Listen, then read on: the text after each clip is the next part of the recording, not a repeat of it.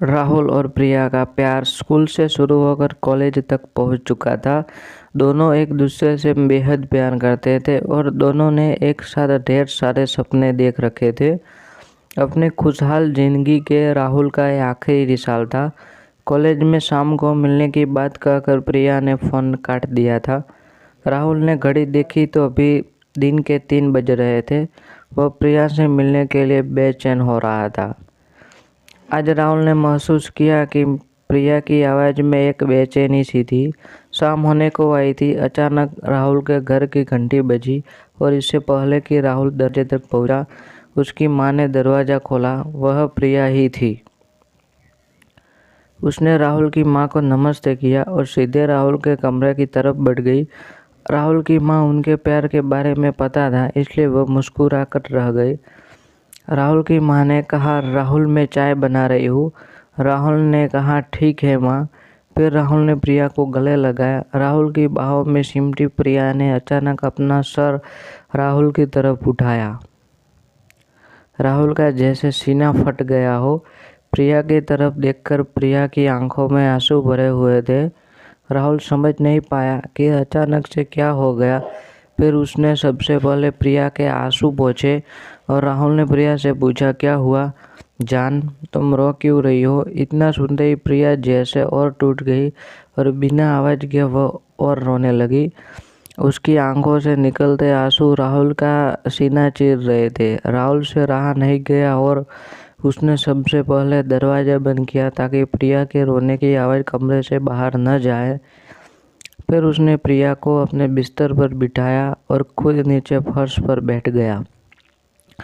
प्रिया का हाथ अपने हाथों में लेकर उसने प्रिया से कहा, जान बोलो, ऐसा क्या हो गया कि तुम इतना रो रही हो? तुम्हें पता नहीं मेरे दिल पर क्या गुजर रही है? तुम्हारे आंसू देखकर अब प्लीज बताओ क्या हुआ है। प्रिया ने अपने आंसू पोंछे और अपने आप को संभालते हुए राहुल का हाथ पकड़कर बोली, हमारा साथ यही तक था जान, हमारे रास्ते आज के बाद कभी साथ नहीं होंगे। प्रिया को जैसे एक झटका लगा। उसने प्रिया के हाथ को कस के पकड़ा और बोला, क्या पागलों जैसी बात कर रही हो? तुम होश में तो हो ना? प्रिया की आंखों में फिर से आंसू टपकने लगे। उसने राहुल को अपने पास बिस्तर पर बिठाया और उसका हाथ पकड़कर बोली, जान अब मैं किसी और की पत्नी बनने जा रही हूँ। पापा ने आज ही मेरा रिश्ता तय कर दिया और घर में सब बहुत खुश है। राहुल पागलों की तरह उसकी तरफ देखकर प्रिया की बात सुन रहा था। उसे समझ नहीं आ रहा था कि वह कैसे और क्या बोले। फिर थोड़ी देर बाद जैसे उसे होश आया, उसने प्रिया की आंखों में झांक कर कहा, तुम मजाक कर रही हो ना जान? हालांकि राहुल की आवाज़ कर रही कंपन खुद राहुल को बता रही थी कि वह जानता था कि अब सब कुछ खत्म हो चुका है और प्रिया मजाक नहीं कर रही है। प्रिया ने उसके सवाल का जवाब नहीं दिया। अपने चेहरे को दुपट्टे से पोंछकर उसने राहुल से पूछा, क्या तुम्हें सच में मजाक लग रहा है? राहुल को अचानक से ऐसा लगा जैसे पूरा कमरा उसकी आंखों के सामने घूमने लगा हो। उसने अपना सर अपने हाथों से पकड़ लिया और एक शब्द न कहकर फर्श की तरफ देखने लगा।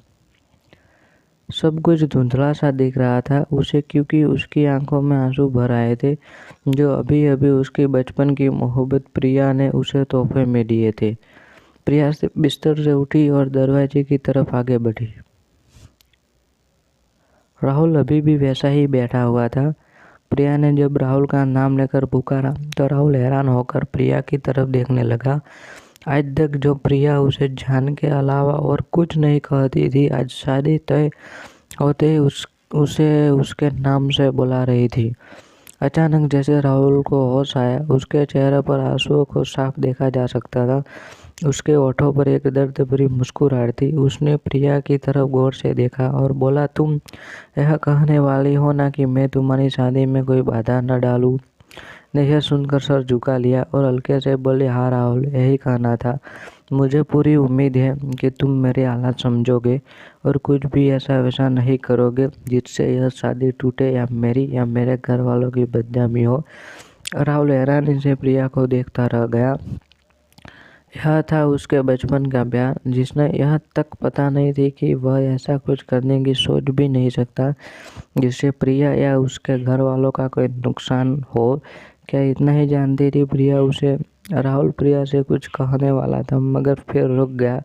उसने प्रिया की तरफ देखते हुए दीवानों की तरफ मुस्कुराया और अपने दोनों हाथ प्रिया के सामने जोड़े और फिर दरवाज़ा खोल दिया। प्रिया जैसे ही कमरे से निकली उसने देखा कि राहुल की माँ वही दरवाजे पर खड़ी थी। वह समझ गई कि राहुल की माँ ने सब कुछ सुन लिया है। अपना सर झुकाकर प्रिया वहाँ से चली गई। राहुल की माँ ने राहुल के कमरे में चाय रखी और उन्होंने राहुल की तरफ देखा। उसकी माँ बेटे का दर्द देख न पाई और बिना कुछ कहे कमरे से निकल गई प्रिया। फिर राहुल ने चाय के कप को देखा। चाय से निकलती भाप उसे अपने जख्मी दिल के धुएं की तरह लगी। उसने प्रिया का चेहरा याद आ रहा था। प्रिया के आंसू अब उसे नकली से लग रहे थे और प्रिया के चेहरे पर शादी तय हो जाने की खुशी अब वह याद कर पा रहा था। राहुल का सिर्फ दिल ही नहीं भरोसा भी टूटा था। उसने कमरे से बाहर देखा तो अंधेरा बढ़ने लगा था, बाहर भी और उसकी जिंदगी में भी। राहुल की आंखों से फिर से आंसू गिरने लगे थे। उम्मीद है कि आपको यह कहानी पसंद आई होगी। अगर आपको ऐसी ही कहानी पढ़ना पसंद है तो बने रहिए हमारे साथ।